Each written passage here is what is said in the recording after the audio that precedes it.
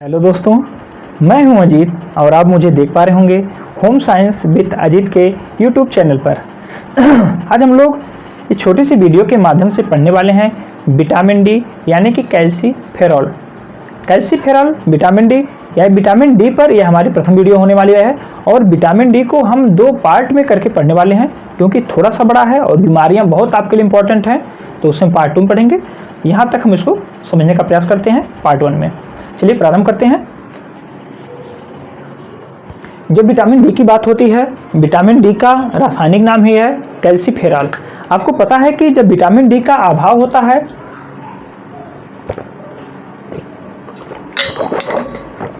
Vitamin D के अभाव में आपके शरीर में कैल्शियम का अवशोषण नहीं हो पाता है और उसी से रिलेट करके इसे हम याद रख सकते हैं विटामिन डी का रासायनिक नाम कैल्सीफेरॉल।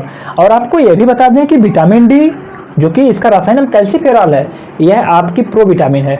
इसके पहले हमारी चर्चा 2 प्रोविटामिन पर हो चुकी है। एक आपका था विटामिन ए जिसको हमने देखा था बीटा कैरोटीन, उसका पूर्वगामी रूप। वहीं पर हमने दूसरी प्रोविटामिन देखा था, वह आपका था विटामिन बी3 जिसका पूर्वगामी रूप ट्रिप्टोफैन को देखा था। और ये आपकी तीसरी है प्रोविटामिन विटामिन डी है। इसका जो पूर्वगामी रूप देखेंगे तो अभी हम लोग देखेंगे 7D हाइड्रोस्टेरॉल को देखेंगे और यह कैसे कन्वर्ट होता है, ये सारी प्रक्रिया को जानेंगे। बहुत ही इंटरेस्टिंग होने वाला है और समझने में समस्या होती है आपको, तो उन्हीं सारी समस्याओं के सलूशन के साथ आया हूं और आप लोग 10 मिनट का समय दीजिए। हमें पूर्ण विश्वास है आपको समझ में भी आएगा और इस तरह समझ में आ जाएगा कि आप कभी फिर भूलेंगे नहीं। तो चलिए प्रारंभ करते हैं। इसे सनशाइन विटामिन, इसे anti rickets vitamin, anti osteomalacia vitamin, anti porosis vitamin के नाम से जाना जाता है। अब इसे सनशाइन विटामिन कहते क्यों हैं? सनशाइन विटामिन कहने का सिर्फ और सिर्फ एक ही उद्देश्य है, जैसा कि हमने अभी आपको बताया कि आपके स्किन के, आपके चमड़ी के नीचे एक स्टेरॉल पाया जाता है जिसे 7D हाइड्रोस्टेरॉल के नाम से जाना जाता है।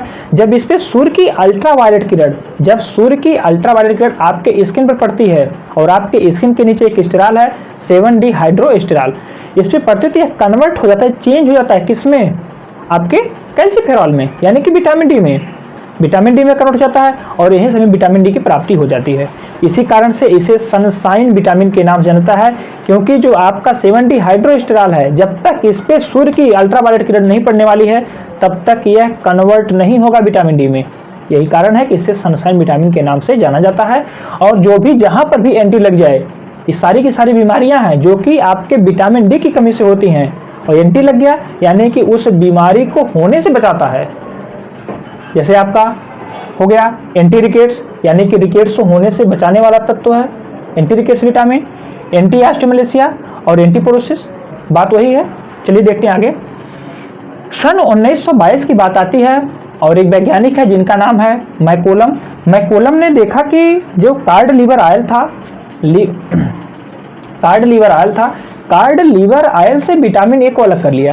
कार्ड लीवर ऑयल से विटामिन ए को अलग कर लिया और पुनः जो लोग रिकेट्स से ग्रसित थे, रिकेट्स नामक रोग से ग्रसित थे, आप लोग देखेंगे जो रिकेट्स हुआ करता है यह छोटे बच्चों में देखा जाता है। इसके कई रूप होते हैं, आप यहीं पर पढ़ने वाले हैं। बोलेक क्या होता है, चेस्ट पिजन क्या होता है, रिकेट रोजरी क्या होता है, टिटेनी क्या होता है, ऑस्टियोमलेशिया क्या होता है, काइफोसिस क्या होता है, लार्डोसिस क्या होता है। बहुत सारे टर्म को पढ़ने वाले हैं, जानने वाले हैं। तो जानिए कि जब 1922 में मैकोलम ने देखा कि जो आपका कार्ड लीवर ऑयल था उससे जब विटामिन ए को अलग कर लिया गया, तब भी इनको जब दिया गया तो देखा गया कि विटामिन ए को अलग करने के बाद भी इसमें एक क्षमता है, इसमें वो क्षमता है जिससे रिकेट्स बीमारी ठीक हो जाती है। और यह सबसे पहले कार्य किसने किया? तो मैकोलम ने किया। कब किया? 1922 में किया। 1922 में किया। अब देखिए यहाँ पे अगला पॉइंट है, सूर्य की अल्ट्रावायलेट किरणों के प्रभाव से हमारे शरीर में संश्लेषित होती है। सूर्य की अल्ट्रावायलेट किरण से हमारे शरीर में संश्लेषित होती है। कैसे संश्लेषित होती है इसको हमने अभी आपको बताया, जब हमने आपको बताया कि यह सनशाइन विटामिन के नाम से भी जानी जाती है, क्योंकि हमें पता है कि जब सूर्य से आने वाली अल्ट्रावायलेट किरण हमारे स्किन पर पड़ती है और हमारे स्किन के नीचे 7D हाइड्रोस्टेरॉल है उस पर पड़ते तो कन्वर्ट हो जाता है विटामिन डी में, विटामिन डी में कन्वर्ट हो जाता है। और यहीं से यह लिखा गया है सूर्य की अल्ट्रावायलेट किरणों के प्रभाव से हमारे शरीर में संश्लेषित होती है। क्योंकि जब तक सूर्य का प्रकाश, सूर्य की अल्ट्रावायलेट किरण उस पर नहीं पड़ेगी तब तक वह विटामिन डी में कन्वर्ट नहीं होगा।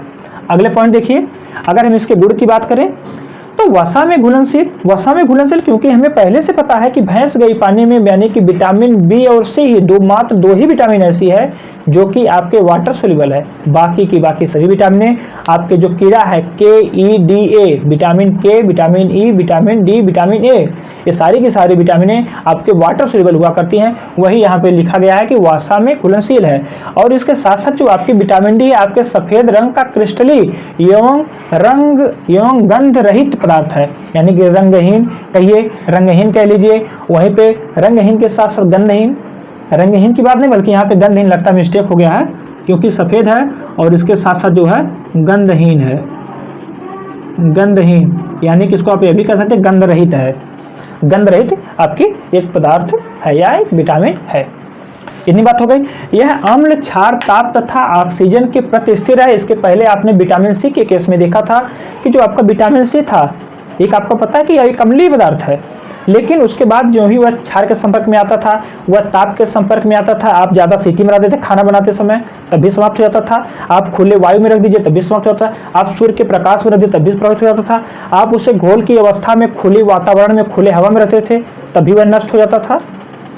और आप यह भी देखते थे कि जो है जब उसके हम खुले वातावरण उसमें ऑक्सीकरण की प्रक्रिया होती थी तो वह अपने कलर को चेंज कर लेता था अर्थात समाप्त हो जाता। लेकिन इस विटामिन डी के केस में ना तो इस पर अम्ल का क्षार प्रभाव पड़ने वाला, ना तो क्षार का प्रभाव पड़ने वाला, ना तो ताप का प्रभाव पड़ने वाला है और ना तो ऑक्सीजन का प्रभाव पड़ने वाला, यानी कि ऑक्सीकरण की प्रक्रिया का प्रभाव इसमें नहीं पड़ने वाला है। इसमें सारे के सारे सिस्टम यह स्थिर रहने वाला है, यानी कि इस पर किसी प्रकार का प्रभाव नहीं पड़ने वाला है।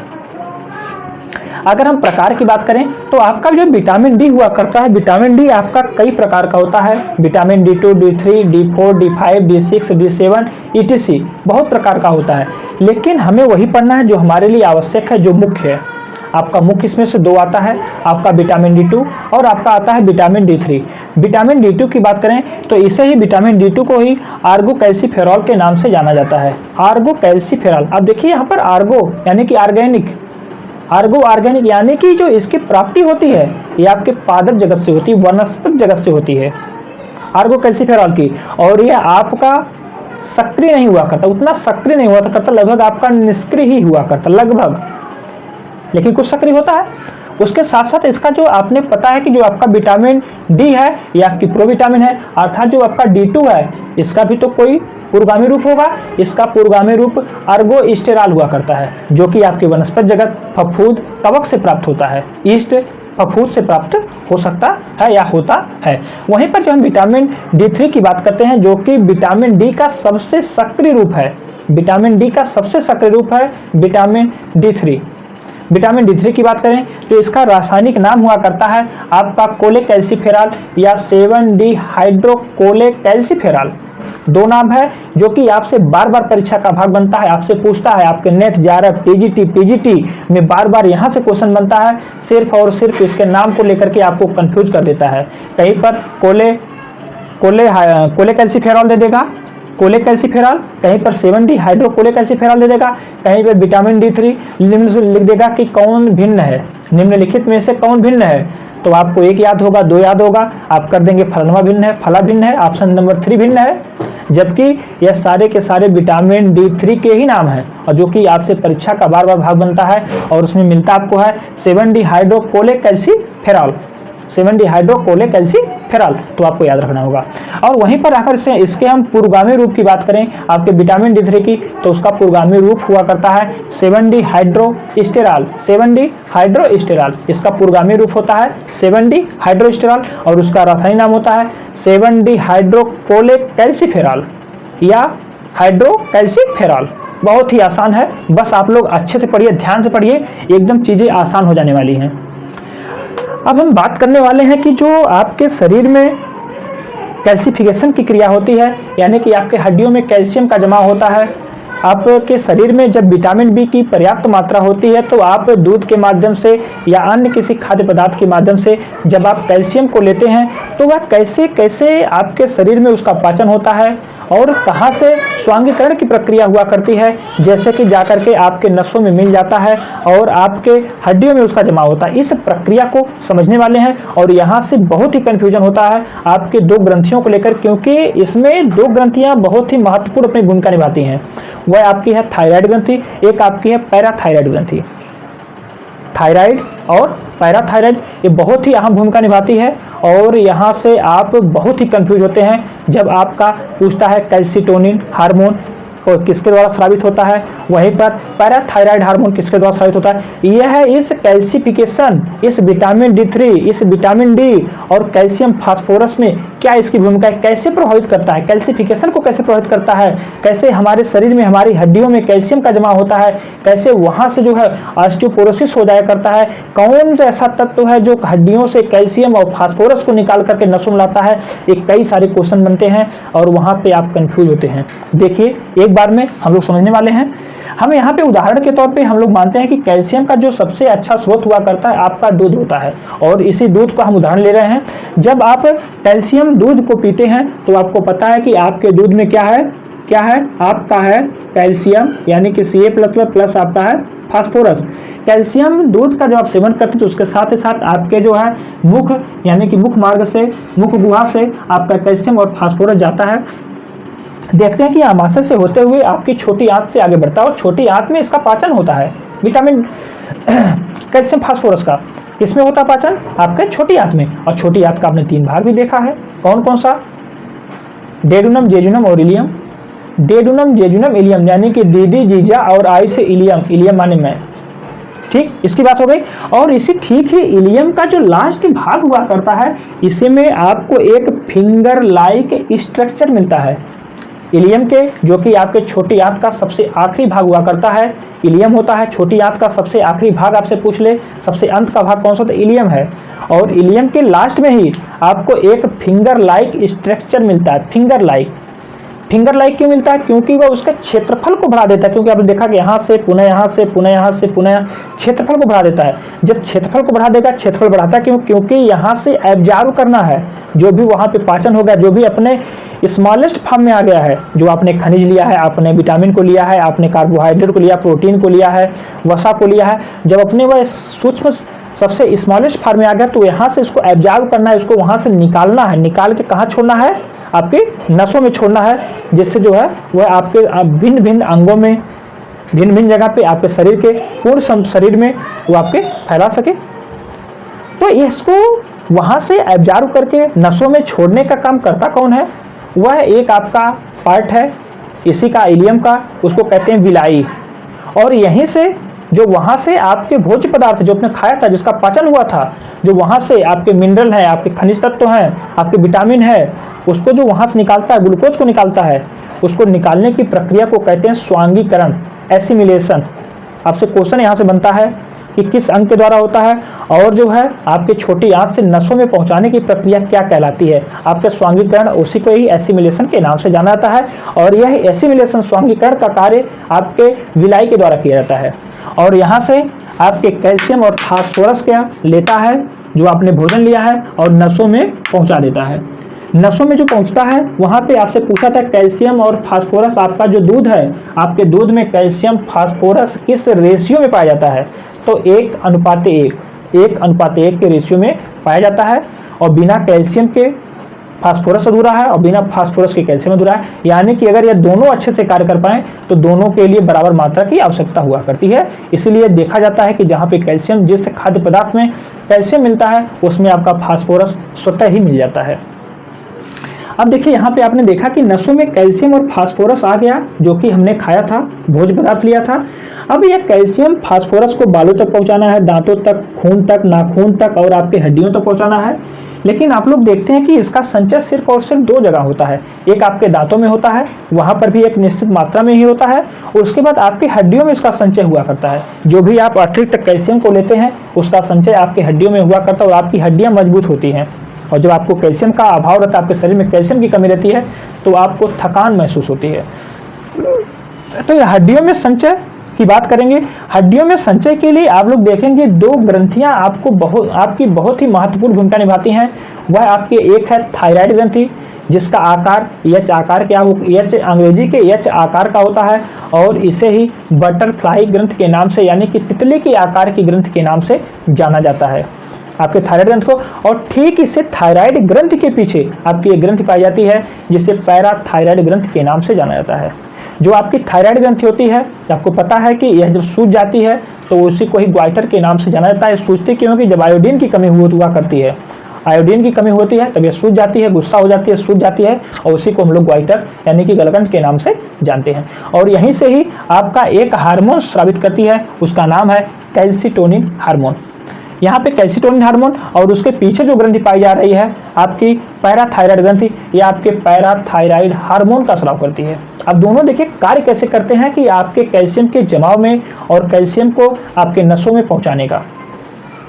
जो आपका कैल्सिटोनिन हार्मोन है जो कि थायराइड ग्रंथि से निकल रहा है, यह जब हम लोग अपने भोज्य पदार्थ में कैल्शियम और फास्फोरस को लेते हैं और जब ब्लड में फास्फोरस और कैल्शियम की मात्रा बढ़ जाती है तो यही आपका कैल्सिटोनिन हार्मोन जो है यहाँ से पकड़ता है किसको? कैल्शियम और फास्फोरस को पकड़ता, कहता है यहाँ आपको रहने की आवश्यकता नहीं है क्योंकि यह ब्लड है, यह नसें हैं, इसमें जो है इसको प्रभावित होना है, ऑक्सीजन को ढोना है। आप लोग झूठा यहाँ गंदगी फैला के रखे हैं, परेशान कर देते हैं, हटिए यहाँ से। तुरंत यहाँ से इनको पकड़ता है और ले जा करके हड्डी में इसको चिपका देता है, कहता है आप यहीं पर रहिए और शरीर को मजबूती दीजिए, हड्डियों को मजबूत करिए और आपका काम में यहीं पे है।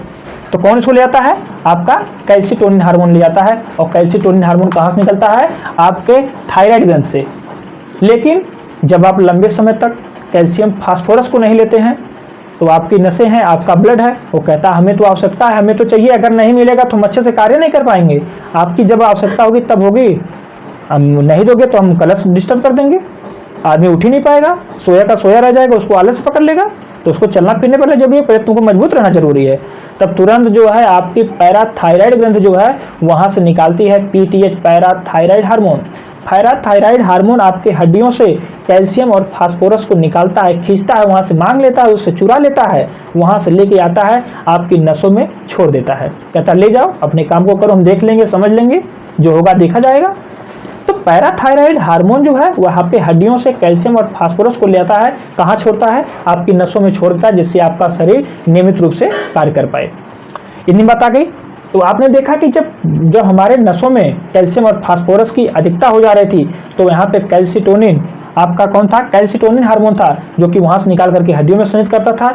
और जब नसों में, जब हमारे ब्लड में इसकी कमी हो जा रही है तब वहां से हमारा जो पैराथायराइड हार्मोन है वह वहां से यानी कि हड्डियों से कैल्शियम और फास्फोरस को निकाल करके नसों में छोड़ने का काम कर रहा है, इस प्रकार से नियंत्रित कर रहा है। इतनी बात शायद समझ में आपको आ गई होगी। अब अगर हम कार्य की बात करें तो कैल्शियम और फास्फोरस जो आपका विटामिन डी है, कैल्शियम और फास्फोरस के अवशोषण में सहायक है तथा कैल्शियम फास्फोरस की मात्रा को नियंत्रित करता है। सहायक है क्योंकि आपने देखा कि जब विटामिन डी की पर्याप्त मात्रा है तभी जो है कैल्शियम और फास्फोरस का अवशोषण हो पा रहा है। और नियंत्रित करने की बात रही तो आपने अभी नियंत्रित करने की जो इसकी प्रक्रिया हमने बताया कि कहाँ से तब जाकर के उसका कैल्सिफिकेशन होगा, तब जाकर के वहां से जो है निकलेगा, ये सारी बात हमने बताया। तो यहाँ से कैसे नियंत्रित करता है तो आपने इसको समझा यहाँ से। और यहाँ से भी जान लीजिए जो आपके हड्डियों में जो जमने की प्रक्रिया हुआ करती है आपके कैल्शियम और फास्फोरस की, उसी को ही कैल्सिफिकेशन या ओसिफिकेशन के नाम से जाना जाता है। आपके सीडीपी की बहुत ही महत्वपूर्ण टर्मिनोलॉजी है और आपसे बार बार पूछता है, न्यूट्रिशन साइंस में पूछता है कि कैल्सिफिकेशन होता क्या है या ओसिफिकेशन होता क्या है। तो कैल्सिफिकेशन ओसिफिकेशन कुछ और नहीं बल्कि हड्डियों में कैल्शियम और फास्फोरस का जमना ही कैल्सिफिकेशन या ओसिफिकेशन कहलाता है। कंफर्म हो गया होगा। अगला देखिए, दांतों के स्वास्थ्य एवं वृद्धि एवं विकास के लिए आवश्यक है, क्योंकि हमें पता है कि जो आपका कैल्शियम और फास्फोरस हुआ करता है ये आपके दांतों में जो आपका दांत बना होता है इसी कैल्शियम और फास्फोरस के जमाव से ही बनता है। लेकिन आप तो कहेंगे सर कैल्शियम ने पढ़ा है दांत को कि उसके ऊपरी भाग में 25% आपका जो है इनेमल नामक तत्व होता है, तो जाहिर सी बात होता है। लेकिन जो और दांत का संपूर्ण भाग हुआ करता है वो तो किसका बना होता है? आप लोग देखते हैं कि सफेद सफेद चमकता है, कैल्शियम का बना होता है। अब चमकने से बात आ गई, सर हमने तो पढ़ा हड्डी में कि सबसे चमकीली हड्डी टिबिया होती है जो कि पैर की पाई जाती है।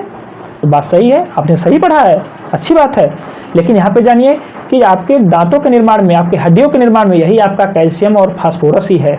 जहाँ पर कठोरता की बात होगी इसी की मुख्य भूमिका हुआ करती है। और यहीं से हमारे दिमाग में एक बात क्लिक कर गई। आप लोग देखते हैं कि जो छोटे बच्चे हुआ करते हैं उनकी हड्डियां मुलायम होती हैं, उनकी हड्डियां कैल्शियम का नहीं जमा बल्कि उनकी हड्डियां कार्टिलेज की बनी होती है। क्वेश्चन पूछता नवजात बच्चों की हड्डियां किसकी बनी होती हैं, तो कार्टिलेज की बनी होती हैं। उसी कार्टिलेज में धीरे धीरे कैल्शियम और फास्फोरस का जमा होता जाता है और ये हड्डियां मजबूत होती चली जाती हैं। तो चलिए देखिए विकास के लिए और पैराथायराइड ग्रंथ के नियंत्रण करता है। पैराथायराइड ग्रंथ का नियंत्रण कैसे करेगा, क्योंकि जब आपके शरीर में आपके विटामिन डी की पर्याप्त मात्रा होगी, जब पर्याप्त मात्रा होगी तो कैल्शियम का पर्याप्त अवशोषण होगा, जो हम खाद्य पदार्थ मिलेंगे अवशोषित होगा, उसका अवशोषण कर लिया जाएगा हमारे शरीर द्वारा।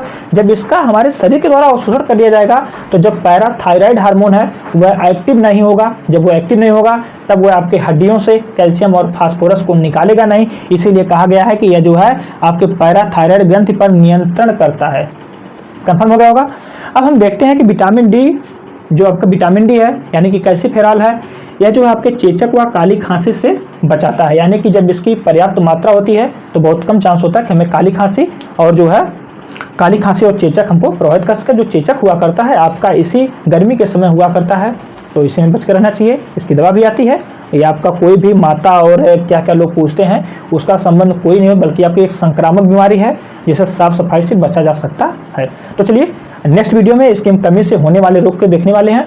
तो और इस वीडियो को हम यहीं पे समाप्त करते हैं। पुनः मिलते हैं किसी नेक्स्ट वीडियो में। धन्यवाद।